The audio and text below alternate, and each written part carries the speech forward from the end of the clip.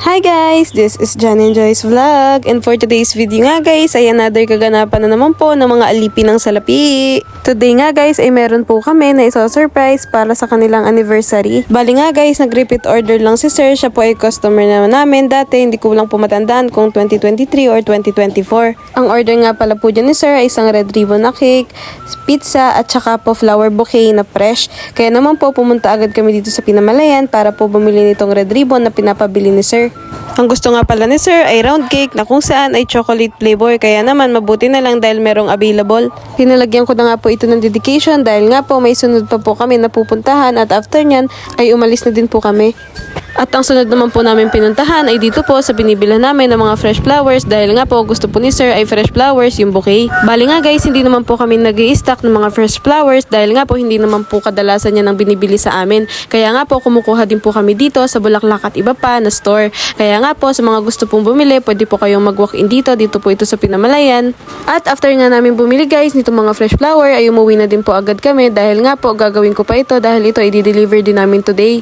Aside nga po sa red ribbon na cake at saka po fresh flower bouquet, umorder din po si Sir ng pizza na 6 na peraso. Kaya naman po dito sa Socorro, sa LS Pizza, umorder na din po agad kami at dinala na namin ito pa uwi. At tingnan nyo naman guys, ganyan po ang aming sitwasyon sa motor kapag po marami kami palaging dala. At pagka uwi nga guys, ay agad ko na din pong ginawa itong mga fresh flower bouquet. Nung nakaraang taon nga guys, na order ni Sir na flower bouquet, ayun po ang laman niya ay mga sunflower. Ngayon naman po, ang request po ni Sir ay basta daw po may yellow or kaya touch of yellow dahil nga po yun po yung favorite ni Ma'am. Bali guys, sinuggest ko po kay Sir nung una ay yung white rose, kaso nga po wala pong available, kaya po itong mga red rose na lang at sinamahan ko nitong mga ibang mga may touch of yellow na flowers at saka po nitong mga iba pang mga white na pampaganda dito po sa arrangement. Ito na nga guys, agad ko na din po agad sinalansan itong pong mga flowers, nilagyan ko po itong mga spaces para nga po maganda yung pinakang kalabsan. Ito nga din po palang plastic, binalot ko po dito sa flower foam para nga po masave itong flower form dahil kung saan baga po ito po nanlalagas. Kaya nga po para po maganda, inilagyan ko po ito ng pinakang plastic. After nga po noon ay syempre po nag-umpisa na din ako na mag-cover nitong mga flowers. Wala nga ako guys available na yellow na cover, kaya nga po ito pong ginamit ko ay itong cream yellow lang po dahil po may touch din naman siya ng yellow. Nakakatawa nga lang guys dahil habang po nagko-cover ako nito ay talagang parang ako na yung kinikilig. Huy! Dahil nga guys, syempre po ikaw na makareceive ng ganire galing sa iyong asawa ay talaga namang ang effort at saka ang sweetness ay talagang palaging nandyan. At habang nagko-cover nga po ako nito ay tuwang-tuwa nga ako dahil nga po pinapagmalaki ko pa kay Karang. Sabi ko, Karang, ang ganda ng pagkaka-cover ko din talaga namang parang napaka-elegant. After ko nga po magawa yung flowers ay niyaya ko na po agad si Karangi. Sabi ko nga po sa kanya i-deliver na namin ito para nga po matapos na dahil wala pang ulan.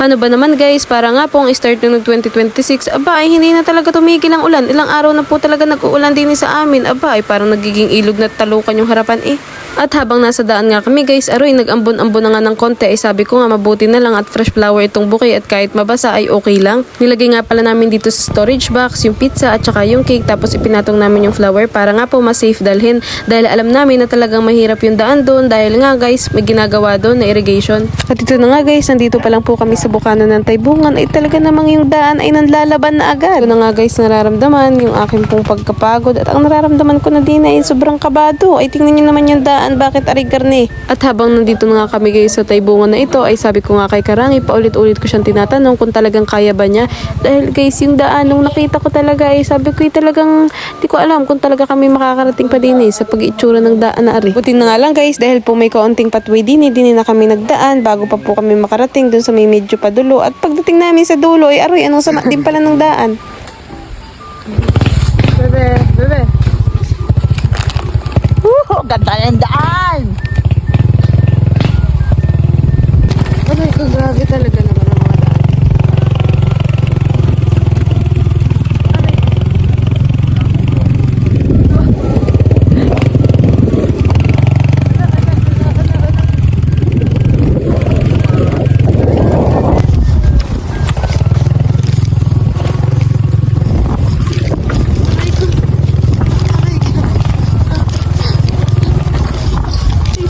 Sa parte nga pong ito guys, ay sabi ko nga kay Karang hindi ko na talaga kayang sumakay sa motor dahil talaga ako inanervyos na. Sabi ko sa kanya ay maglalakad na lang ako at sabi nga niya ihati daw niya ako dun sa may puno at dun na lang daw niya ako intayin at itatawid niya itong motor dito sa pangit na daan. Hinatid nga niya ako guys dito sa may puno at siya naman ay bumalik na dun sa motor dahil nga po itatawid niya dito sa may parting masamang daan. Sa mga oras ng ito, pagkadating ko din sa may punong ari, ay bakit bagay yung ambon ay parang nagiging ulan na, parang palakas na ng palakas ay. Habang dito naman si Karangay, tinatawid na niya yung motor, dinis ang pangit na daan, habang ako'y aroy ay kinakabahan, baka kako siya'y magsemplang. Dahil nga guys, tingnan niyo naman po yung itsura ng lupa, talagang sobrang putik.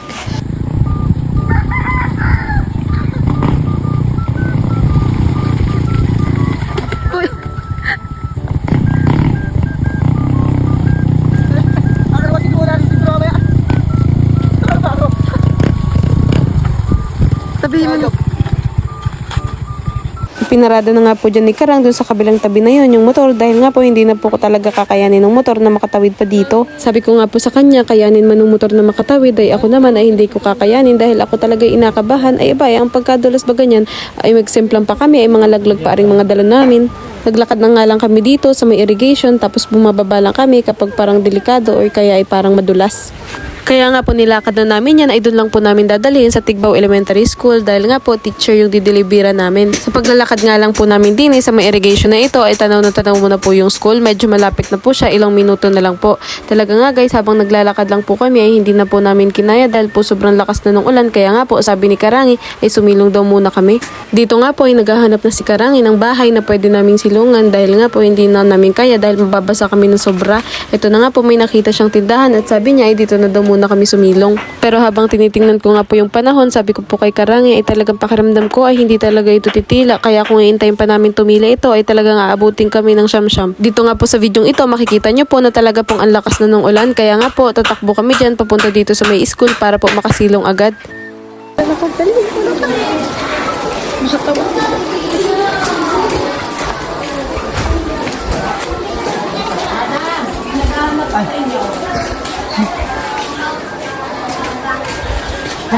Tao po. Ay, tama.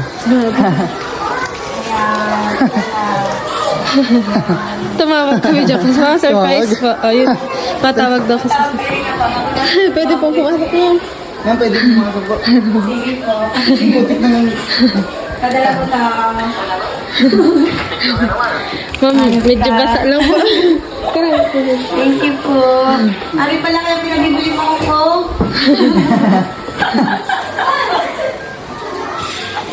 Bukas pa ito eh. In advance na. Maalis daw po kayo Maalis bukas. daw po kayo. Ako kasi niluluko ako kasi nung dala ako nga na wala. Hindi pa naman yung dalawa. Pinamahinga mo sila ng ilang taon. Thank you so much.